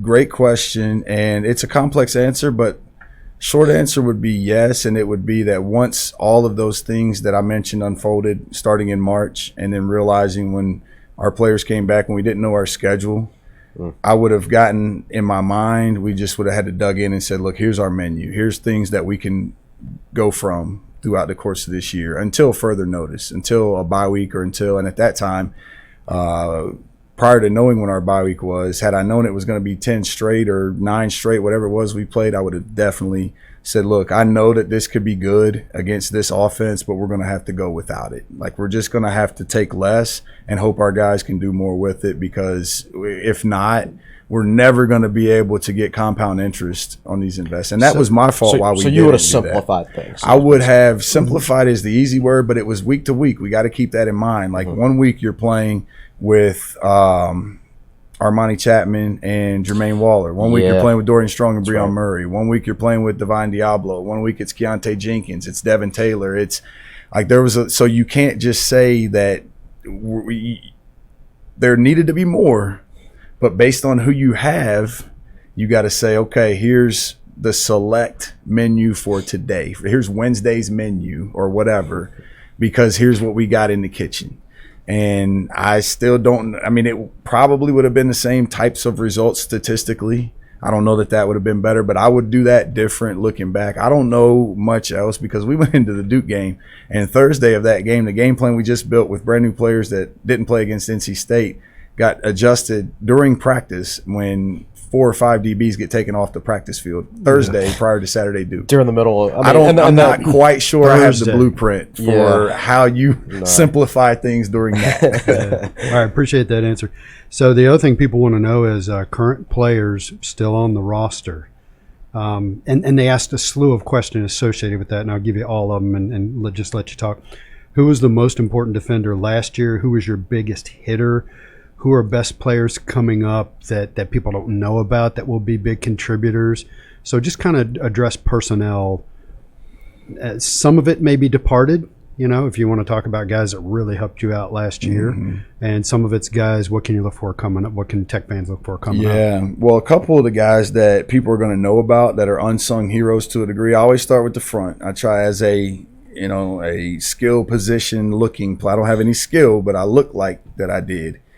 I try to start with the big guys up front, because they feel like we don't ever appreciate them. And Josh Fuga and Narell Pollard are 2 guys that they're so good inside at communicating the game to each other and outside to the ends. Like, they do a really good job within it's 1st and 10 and the ball's at the minus 35. To you and I, it's a basic play. But they're talking about splits up there. They're talking about this guy's light on his hand, or the tight end's here, or he's off in this position. Like, they do a lot of that communicating that goes unnoticed. That's really good. And they're not the only ones. Jared Hewitt was that way too. But right. Narell and Fuga are the most vocal of those guys. And then outside, Cole Nelson is going to be a guy that Virginia Tech fans are going to love. You're going to have his jersey in your man cave, in your ladies' cave. I'm not even sure what the ladies call it, kitchen, I guess. But you're going to have a Cole Nelson jersey, because he is exactly what you want as a Virginia Tech Hokie. In every way, he's going to be one of those guys. Hopefully he stays healthy. Jaden Keller is a guy that if he'll just do his part, then he's got the tools to be a stud. Besides that, DJ Harvey is a guy that's a little bit probably unsung, that he does not have typical your DB that's going to go out and run a 4.2 or 4.3. He's not going to be a guy that he doesn't wow you with his physical appearance, but is a very savvy football player. He reminds me in a lot of ways of Cody Graham. Not quite as big, but just Cody is kind of like, he just understands sports. Cody could also cover 10 yards faster than anybody and else. he has short area quickness. DJ is the same way. It makes him solid as a punt returner too. He can adjust to the ball quickly. He can make one miss quickly. His high school highlights was insane. Very good high school player that played a lot of positions. So what has held DJ in particular, because we're kind of intrigued with him, what has held him back from getting more playing time so far? There was a time during the year that the thought was, do we play him 4 and redshirt him? Do we play him this year? How much can he contribute on special teams? What's going to play with that? The typical wear and tear of a freshman year, mentally and physically. And then having Dorian Jermaine Waller and Armani Chapman, with Breon Murray, who's got a lot of game reps. Sometimes you just end up stuck in it like that. And that's really where DJ was. I mean, we have had our eye on DJ since not necessarily the very beginning. We knew he was a good player. Had never seen him, signed him sight unseen. He committed to us sight seen, but didn't see any of us. So there was a lot of mystery in it. And, we just started realizing, like, this kid learns fast. He's got instincts. He understands leverage and angles and kind of those things. Keontae Jenkins is another guy like that. Keontae is gifted. He is a special, special talent, God-given ability. Just though, if I tell our guys all the time, or tell people all the time, if you throw, as a DB coach, my arm stinks, but I throw the ball a lot. And if I have 15 guys in a line, I can throw the same ball 14 times in a drill. And when it gets to Keontae, I've got to load up and get my back foot and back hip in the ground and unleash it. Because if I throw it like I do to everybody else, it's like he's standing there drinking a Coke. Is that all you got, Coach? Yeah. You've got to, when for me, I unload it, it's like he's now catching it like everybody else in the other. And so there's some skill and tools in that. And there's some guys I'm sure I forgot to mention, but there's some talent now. The cupboard is certainly not bare. It's guys that got to grow and develop, but stacked with a couple in other recruiting classes, and then how you supplement your roster with transfers in the portal or JUCO, it's got a chance. It's interesting to hear you talk about Norrell Pollard and Josh Fuga like that, because I'm just not surprised to hear you single them out. Just from seeing them in practice and seeing Norrell's progression in particular, when he's gone from scheme to scheme and maybe hasn't been a good fit this year, a better fit that year, that kind of thing. He just seems like he works really hard at it, and Fuga seems really enthusiastic. From the outside looking in, they've always seemed like the right type of guys. They care about their craft. They love football. Are both, and I love both of them. I love Norrell Pollard. Maybe. I don't know. I'm probably being hyperbolic right now at this point, but I love Norrell Pollard. And the reason, as much as any player I've ever coached, the reason why is he's the same guy always. It's whether he's talking to us on this TV, like these lights and this set you're going to have to bleep him. Like you're going to have to edit him. And same way he talks to his dad, his professors, the ladies in the cafe. It's just, that's who he is. It's not to be a front or to be tough. This just, I'm Norrell Pollard. And when you talk to me, this is what you get. And it's every day, always the same. And I love that. I look forward to that day. I love that about him. All right. So let's go over another thing people asked about is your thoughts on, you were here since 2018. So you saw the facilities evolve. You saw the new weight room. You saw the new nutrition center, student athlete performance center. I assume you've seen what's going on with the players lounge. Mm-hmm. So talk about the facilities, and what I specifically wanted to ask you, there are facilities that matter in recruiting, and then there are facilities that matter in the day-to-day. Like my specific question for you is, how much does a player's lounge really matter? I know it matters in recruiting, but they really spend much time there once they get here. So talk about that stuff. Great question and great perspective on it. For me, what matters in recruiting is when a prospect pulls up to your campus, they have to, their first impression, they're going to, whether it's what you want or not, put you in a bucket with other places they've seen. You're going to be in the Ohio State, Penn State, Alabama, Clemson bucket. You're going to be in whoever's next bucket, or you're going to be in the bucket over here. That's what they do in their minds. You can't get recruits on facilities, but you can lose them on facilities. You can. And to me, it's so funny. And it was always part of my pitch was we have these facilities. We have every resource. In the day-to-day, it comes down to inside of those. Is it a facade? Or is there the actual existence of resources that you need every day to go be your best at the things you want to be your best at? And for why you came here, are those resources inside of that building? And if they are, then great. If they're not, then great. But for me, the next thing that I go to is just look at beautiful indoor, right? Beautiful weight room, beautiful Players Lounge. The Players Lounge would be the place where the Players Lounge matters, but for us the Players Lounge was where our laundry turn-in was, so we were always in and out of there.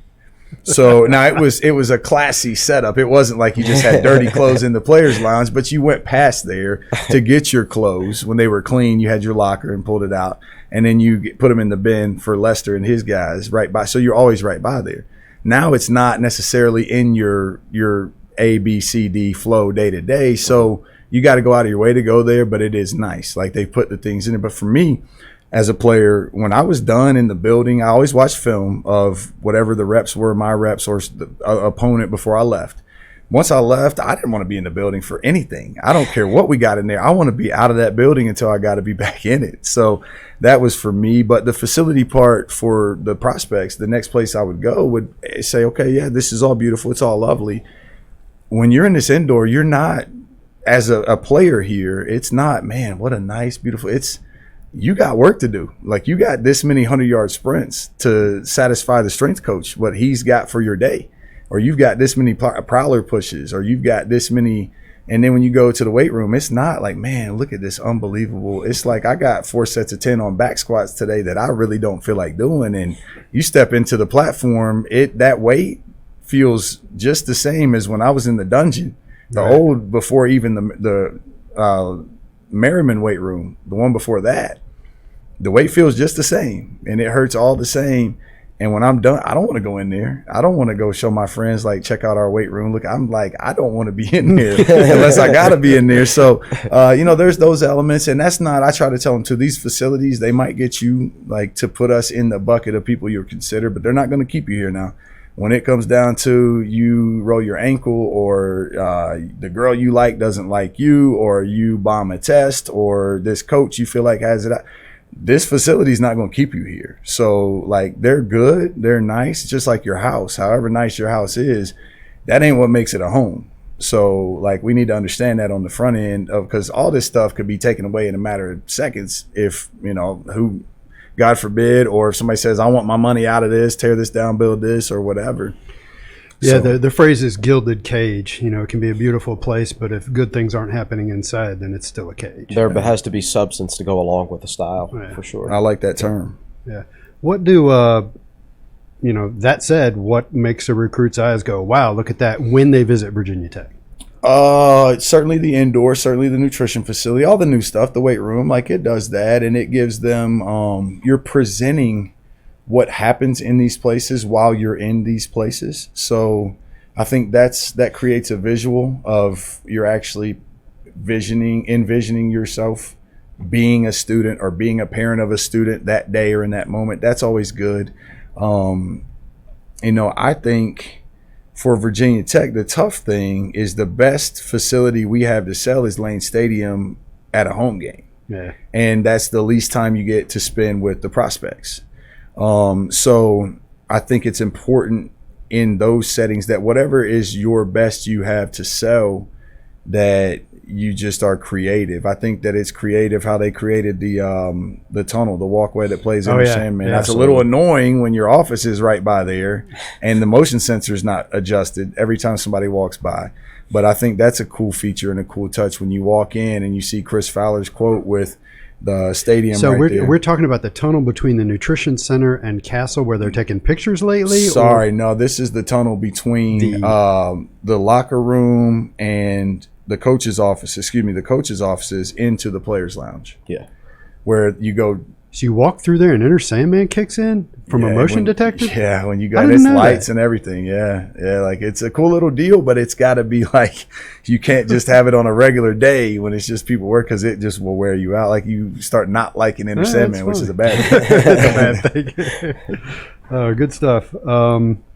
So what are the clearly, in-state recruiting is always a big topic. And this is kind of two different questions. What are the in-state recruiting challenges? How have players changed in recruiting since you were a recruit? This is a huge topic. You could do a whole podcast on it. Virginia Tech needs to. It's funny. No matter how well you recruit in state, you always need to be better. If you get 2 of the top 10, you should get 3 or 4. That kind of thing. So what are the challenges in this day and age for Virginia Tech football? Because clearly they were doing a very good job recruiting in the early mid-2000s. What are the challenges to getting back there? It's definitely it's just a different time. I think what was masterful in Coach Beamer's time here of how he recruited was they created like We Are Your Hands-On program in the state of Virginia. They created that. I mean, it was like at the time I didn't realize it. I had no idea. But looking back now and just evaluating it and observing it, when the high school coaches clinic was going on, however many coaches were here for that amount of time, they felt like they owned this place, like they ran it. They clearly didn't, but they felt that way. The ladies clinic, I was a part of a couple of those. The ladies in the time they were here felt like they owned this place. The high school administrators that maybe were alums or have kids that went here, graduated from here, they all felt like they had hands-on in it. The campus community is always going to feel that way. Right. Season ticket holders are always going to feel that way. But Coach Beamer built you actually affect the game mentality, and it showed it trends. Like I believe about Virginia Tech fans truly believe that they help shape the outcome of the game at home games, and at away games, depending on some places where we go in and it's Lane Stadium, east, north, southwest, or whatever. That the fans really bought into that. Charlottesville, and that's true. It's definitely effective in Lane Stadium. With that comes everybody wants to be a part of it. So I think in the beginning, there's some people that you've got to turn away when maybe it's not the nicest thing to do. I can't take your player, or you do take a couple. I think that happens everywhere. I think Coach Beamer left out of Virginia Tech. I think Al Groh left out of Virginia. Mike London left out of Virginia, which kind of left them in influx a little bit. You bring a guy in that's from Oklahoma and that's coming from Memphis. That doesn't quite he understands it clearly. He knows the landscape, but he hasn't been in the chair doing it. And it's difficult. Then as that's happening, more people are coming into the state to recruit, because not only is the state getting more cred, but it's not like a far trip. Yeah, you have access. So I think it was a perfect storm in that regard. But the bottom line, what it boils down to is what I take away from it is if you're going to miss, it's going to happen. It's inevitable. You're going to miss on prospects in recruiting. You've got to miss in your footprint, or if you go outside of your footprint to take a guy over someone in your footprint, you can't miss. And that's easy to say. And if I could do that and just get those things done, I'd probably make $30 million a year being the head coach somewhere for every year for the rest of my life. Like I'd sign the contract or make the contract. But that's ultimately what it boils down to with these community fields and recruiting rivalries. And sometimes the fan base or your recruiting fan base, whoever that is, value a player off of what they've heard other people say about him and not the actual. So when you don't recruit a player that they want you to recruit, there's that. And you're never going to make that perfect. You're never going to make everybody happy. The bottom line is if you win, enough people will fall back, if you win enough. I always tell people, Michael Vick was the number 3 player in the state, and Virginia Tech beat out Syracuse and East Carolina for him. The Michael Vick of 2022, if such a guy existed, Virginia Tech would have to beat out Penn State and Florida and Alabama and Ohio State and everybody. It's changed so much. Oh, even for you, Justin, you were a top 5 player, and Virginia Tech had to beat out Tennessee. Now it would be, Florida would be all over you. Auburn, Penn State, everybody this side of the Mississippi. It's just it's totally different. Yes, it's more national in scale, and the fact that these guys, it's just easier to access. You can go on Huddle, like the coach's version of Huddle, and get these guys full game film these days, and you don't have to rely on somebody just mailing it to you. Well, and here's the other thing that happens, because that's a great point, and this is for really coaches everywhere, just trying to speak on their behalf, is you have situations where it's like, okay, I'm at Virginia Tech, and I'm calling Seattle, Washington. I don't know. I'm just picking somewhere really far away, and they've got a kid I saw in Huddle. Like his film, don't know anything about him, have no idea. I know that I clicked on his link and that's what popped. At least I think it's him. I don't even know that it's him. And I tell him or tell his high school coach, I liked your film. You know about Virginia Tech? Oh, yeah, well, you got an offer. I don't know anything about the guy. I have no idea. Tell him he's got an offer. He tweets it out, and all this stuff and this and that. Well, that's no problem. Like, if that kid and I never talk again, whatever. If he ends up being a player, great. But when Washington and Washington State go in there, now the coach has got to say, Virginia Tech they came all the way out here, air quotes, to offer him. What's wrong with y'all? Why are you dragging your feet? And they're not offering him because they don't want to miss, because it's like, we can't miss on this guy, him in our footprint. And then he goes back to his friends, and it's like, my experience was terrible. So now, hey, it's an easy flight to USC, or it's an easy, that's what you get. That's what happens. It's a lot more dominoes these days. Yeah, what's dominoes, and it's if you're not boots in the ground in these places, at least in my own opinion, your offer doesn't matter at all. At all, until it happens in Virginia. You go to school in Virginia, you know all about a kid. You haven't offered him because you're not quite sure that it's what's best for you and for him. And Notre Dame or Michigan or offers they call and hey, you got an offer. It's like, well, it could be as simple as he doesn't fit your scheme, maybe, and he fits their scheme, but then if you don't take him, you get criticized. Or it heavily. could be as simple as they're just saying, hey, you got an offer. And by the way, when we say offer, we're not talking about like this kid has his senior video for all of us to it. We're talking about a kid that's a sophomore. Like that's, the 2,000 miles away. If it works out, we look like geniuses. Great. If it doesn't work out, somebody else's problem. Now, the people that are 20 miles away, if it doesn't work out for you when you don't offer him, this team did, it works for him. Now you missed out on this blue chip kid you could have got when he was a sophomore, but you offer him, and that team goes away because he's not good enough, and there he is, and you sign him. So now you sign one that and at least your evaluations tell you he's not good enough for us to win. So now you got to over-recruit him or out-recruit him, and you just came with a disgruntled player in your locker room and whoever else. And that's just – so you got to be super careful. But every step that you take, pretty much, somebody has access to it, to where they can talk about what you did in your day in recruiting. You can tweet where you've been now. So it's like that's very different. You're getting evaluated all the time. So let's dish on teams around the ACC, and this is a slew of questions. What offenses you faced in the conference were the toughest? Who are the best pure football coaching staffs in the ACC? Who'd you like beating the most? And who has the best visitor facilities? Oh, in terms of when you guys travel somewhere and you got your locker room that you go into. So and who has the worst? I remember, I guess, back when you were a player, the visitors' locker room at Duke was way off in a different field. It still is. Still a long walk. And it's But let's start with the first one. Which offensive coaching staff? Clearly, the Jimmies and the Joes are hugely important, but which offensive coaching staff presented the biggest challenge for you in your couple of years as defensive coordinator? Man. Or is it hard to separate that out from the talent?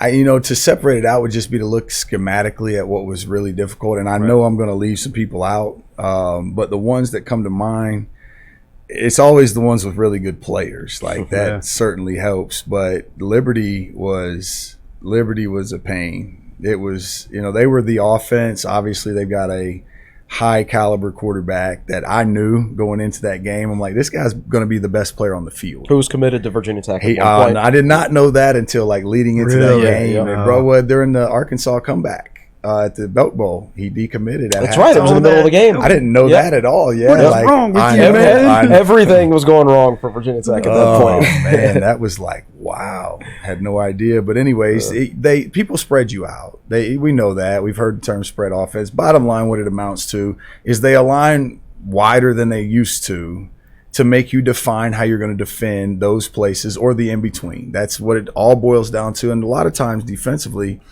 there's the stress factor of like you can't just leave a guy uncovered. Our 11 are going to play against these 10 and not him. But there's also a lot of times the quarterback just is not going to get the ball out to these splits. They're not going to believe in him, and he could.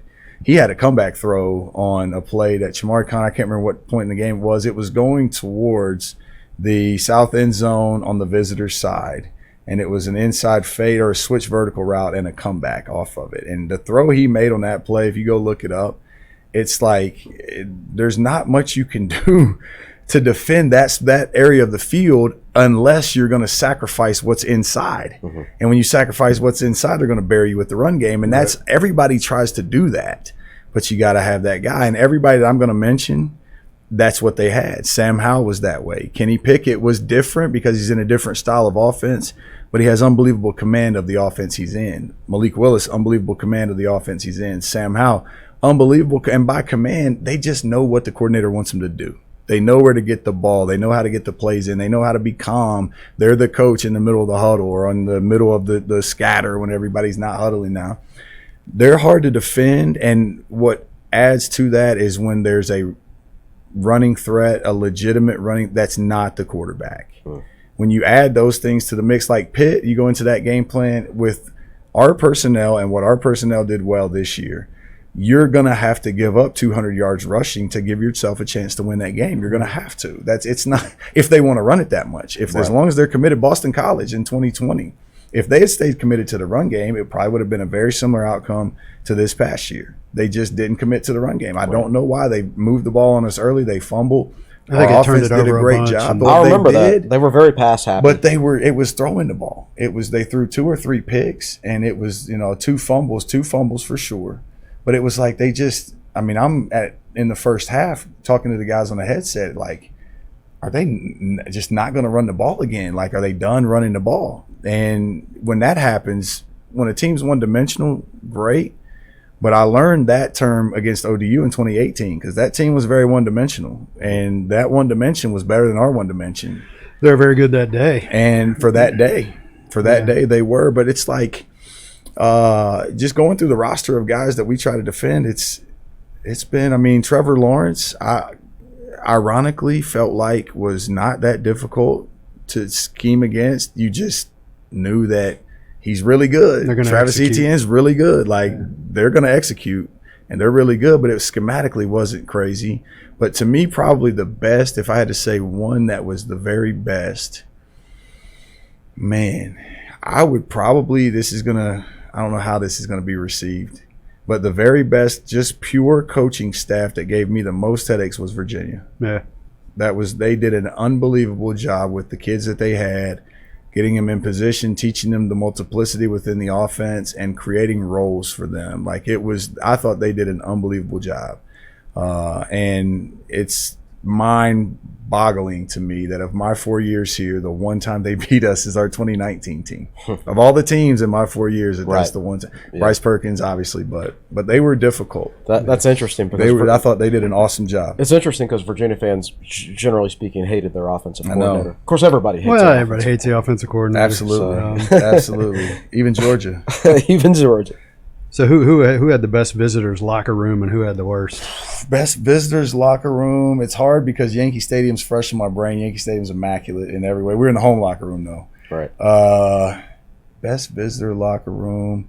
It was probably like your Miami, your Pro Stadium, the Dolphins. That was that stadium. I don't know. Virginia's is not bad. I keep showing Virginia love. They're not bad. North Carolina, 2018, it was a miracle that happened. 2020, I wanted to forget, so I don't even remember that place. You blotted that out, huh? Don't even remember it. I don't know. That's a good question. I don't really know. They all seem kind of the same to me. Is it UNC that you like to beat in the most? Absolutely. Absolutely. Ryan Smith and I, we talked about it before he left to go to Northwestern, and it was like, and we did a true, like, not just emotion, like the action, but the one that's a low-key big win that he and I talked about was Louisville 2020. that was a talented team. They were a that we big play played team. against. Yeah, and they it was like if we had to play for another 2 or 3 minutes, and I don't think we could have recovered like 6 more onside You could kicks. never have them down by No. enough points. No. Yeah. And at the end of the first half, that's a whole other podcast. Oh, yeah, yeah. Yep. Here's another one that could be a whole other podcast. Why do modern players struggle so much with tackling? How has targeting changed the game? When did they get to practice it? I mean, I was So talking about. you played 20 years ago, and you're coaching now. Talk about the differences. I played 20 years ago, and that's being kind. I mean, it's, getting close to like almost 30 years ago. And before that, when I was 7'8", as I mentioned, being a ball boy, it was rugby, like the Seattle Seahawks heads up, no helmet to every day of your life. Yeah. Like We elementary scrimmaged school. every day. Every elementary school, I'm talking about as a kid. I'm talking about as an 8-year-old where I'm running around, we're tackling to the ground. I mean, we're just smacking each other. And then, in high school, it was like, practice was, I remember having a collision with one of our linebackers, big guy that was a heavy, like just a heavy shoulder, just dense guy. And we smacked, like a guaranteed concussion. And there was like a bruise on my forehead, and it was like a badge of honor when I got in the locker room. Yeah. I mean, that was like, you made it when you like that. I was proud of that. And it's barbaric to talk about now, but we tackled every day of our lives. That's all we did. And now there's no way to practice it. You can practice it. If you practice it the way you need it to go out and win championship level football games in the Power 5 consistently, you're going to get fired 3 days into your practice. You'll never make it to game day. And then, okay, so how do we practice? You can't make excuses. So you've got to simulate it as best you can. And there's equipment that's out there, and there's these things. But it's pretty hard. I mean, when you think about, we're watching just go to North Carolina with the 2 backs in 2020.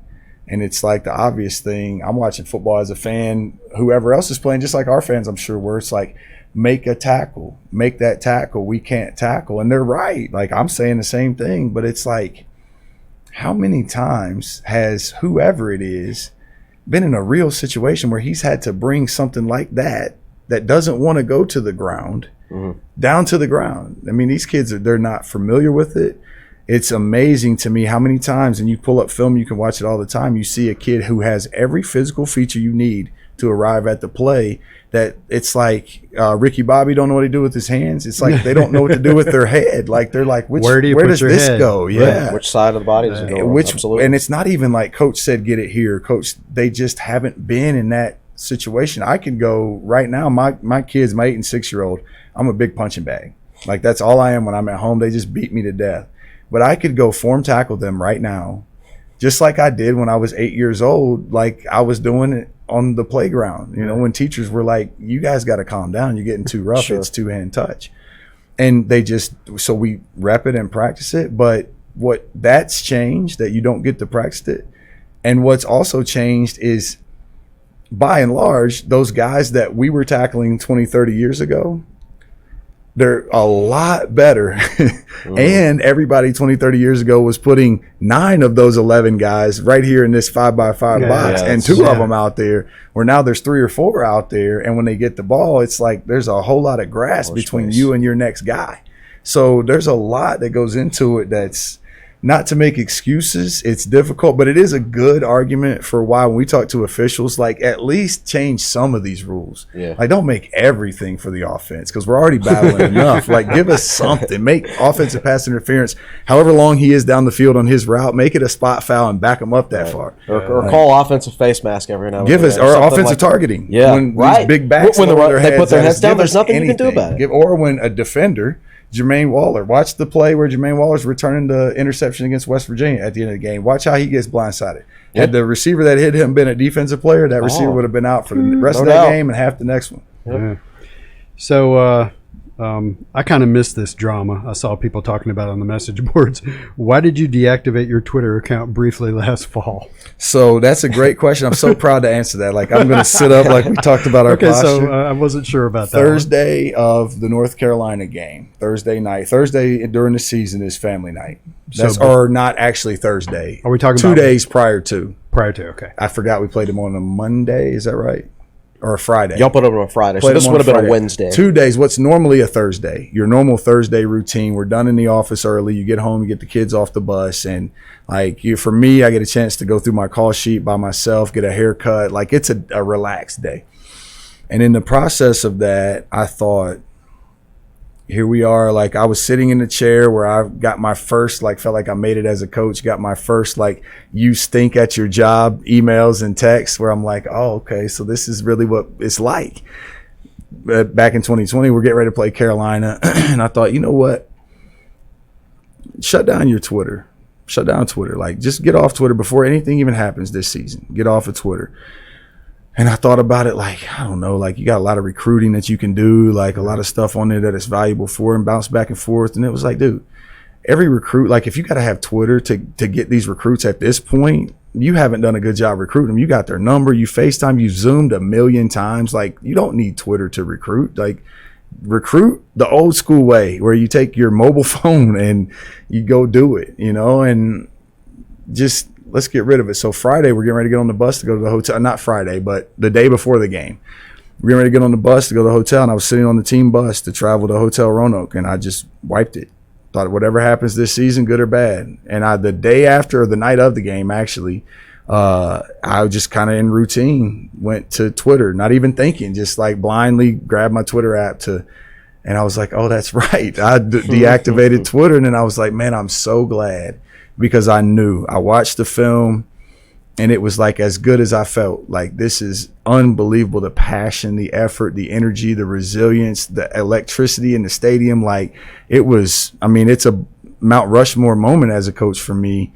But I just looked at it and was like, we're not as good as what we're going to be told we are. We got a chance to be better.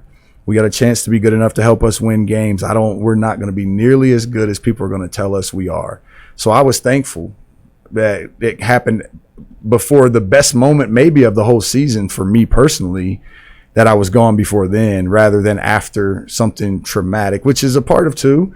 Coming on here, I want to come on after things that don't go my way. Everybody talks about, you got all these, the rise and what do you look like? Who are you when you're sitting in a place right now when things aren't quote unquote going your way? And that's important to me. And I just I didn't feel like it helped me do my job. I didn't feel like that it was going to allow me to do the best that I could for the kids that I coached, so I cut it off.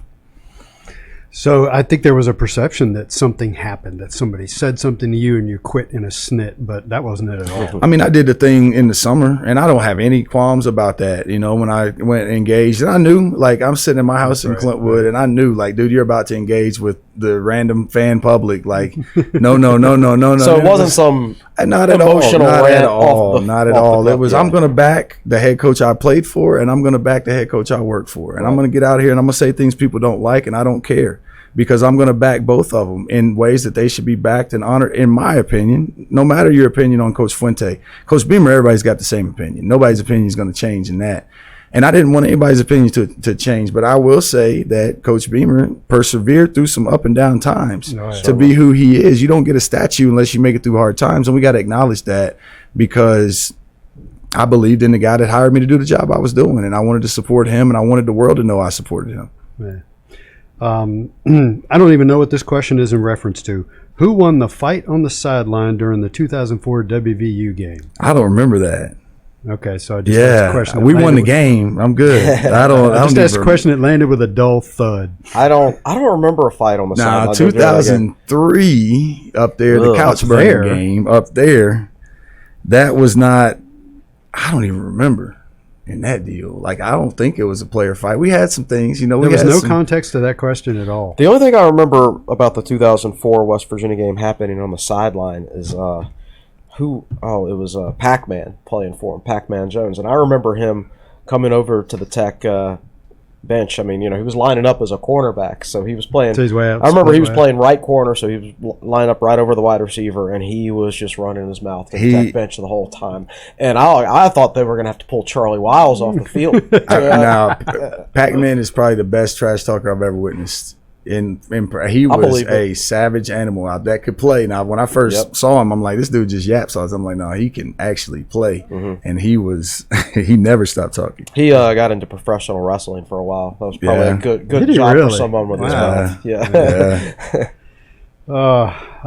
Last, the ultimate softball question somebody wanted me to ask you. Do you know how much Hokie fans love you? That's an interesting one for me because yes, I do. I have felt the love in 4 years here. And despite what a lot of people might think, it was an amazing part of the journey. I mean, I got to come back and have a wife and 2 kids that I got to take around. Like, this is where I lived when I went to school here, and this is like where our locker room was. And they got to come to games. I mean, my son, who I guess would have been 6, is basically the first like real person, not just the C, after the 2019 North Carolina game. That after all that happens, I'm looking for my family, and there's my 6-year-old son. Like, I got to have that moment at Lane Stadium, and that, and my daughter. We brought another child into the world. I mean, just giving blessing after blessing, getting to meet so many people like that I didn't know that were before or after, whatever, that when I played here. I mean, I always felt the love, and I always loved back. But I always did realize, though, like, there's going to probably be a little bit of conflict in this because I don't know if Virginia Tech fans or coaches or former players realize this, but, like, you guys raised me up to be like, I'm going to tell you how I feel. And like, I'm going to speak my mind, and I'm going to have reasoning. It's not going to be blurted out. But I learned that from Hokies. Like, I didn't know that when I got here. I knew, like, you just do what people ask you or tell you to do and try to do it the best you can. I didn't realize, like, no, like, we don't make apologies that we don't have these facilities and we're crashing the BCS national championship. Like, we're not going to apologize to you that we come into the league, that you didn't want to let us in, we win it, and then we own it. Like, we're doing it our way. Like, we're not going to do it the way that you tell us to, Prem. And that's the way I went about this job. I went about it like, I'm going to try to do the very best for the other coaches in this building, for the players, for all of our families, and for the players, their families. And I'm going to evaluate myself harder than anybody around here will, still do. But once I make a decision and I've got to give an account for why I did that, I'm going to own it. And good, bad, or indifferent, that's what's going to happen. And I think that it endears to a lot of people. I know that's what endears me to this place. And then there's a lot of people that it rubs the wrong way, and that's okay. I don't have any problems with them. Like, it's okay. It's just, I did it the best way I knew how. It wasn't good enough. Somebody else gets a turn. Like, that's the nature of what I chose this. Like, don't feel bad for me. I chose this. Yeah. Well, we're going on 2 hours. Appreciate this huge chunk of your time, and appreciate you sharing the stories. And it's good to finally get to sit and talk to you. Yeah. We've, in air quotes, known each other 20 years, but we don't get to sit and talk. So it's very cool, man. Appreciate everything, and thanks for coming on. I appreciate you guys letting me to put my own words on the experience. I really do. That means a lot to me. Yeah. So hopefully if you're interviewing for a job, you can point them towards this YouTube video and say, this is me, go watch that. There it is. I'll give y'all a little kickback if that happens. All right. Thanks a lot, Justin. Thank you. All right, folks, that's TSL Podcast number 221. Thanks for listening or watching or both, however you consume it. And we'll be back next week with another one. Probably won't be this good, but we'll try. Thanks a lot.